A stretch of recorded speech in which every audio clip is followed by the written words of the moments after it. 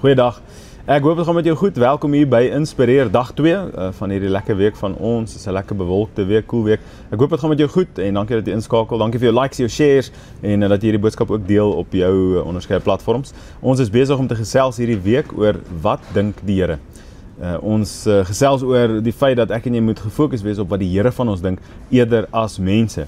En Paulus spreek 'n paar mense skerp aan daarso in 1 Korintiërs 4 vers 3 tot 4. Ek lees saam met jou. Hy sê: "Maar vir my beteken dit baie min of ek deur julle of deur 'n menslike regbank beoordeel word." Hy sê ja, ek beoordeel myself nie eens nie. En dan sê hy hierdie, hy sê want ek is van geen ding bewus nie. Daardeur is ek egter nie geregverdig nie, maar hy wat my beoordeel is die Here. En is dit nie so waar nie? Hy wat my beoordeel is die Here. Paulus sê hoorie, as julle my wil judge, maak dit nie aan my saak nie. Ek gebruik nou die Engels. Hy sê, as julle my wil judge, maak dit nie saak nie. As julle my hof toe wil sleep, maak dit nie saak nie. Ek weet voor watter regter ek staan. Ek weet aan wie ek verantwoording doen. En ek weet wie dit is wat na my kyk en wie se opinie oor my lewe saak maak. En dis nogal 'n bold ding om te sê. Hy sê, julle opinie en julle oordeel oor my lewe maak nie saak nie.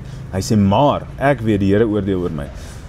Dis dalk 'n bietjie 'n scary gedagte om te dink dat ek nie eendag voor mense sal staan nie, maar voor die Here. Hier's die mooi deel. Ek is geregverdig deur Christus Jesus wat vir my gesterf het. En so ook jy vandag, wat kyk wat hom aangeneem het. So ons regter is die goeie regter. Hy is getrou.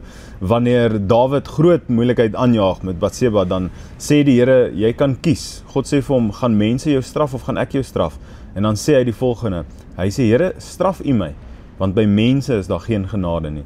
Mag ek en jy onthou dat by Christus is daar vir ons genade, ver meer as by enige mens. So mag sy opinie oor ons lewe, nie die van mense nie, vir ons saak maak. Hoop jy 'n awesome dag. Ek sien uit om jou môre weer te sien. Totsiens.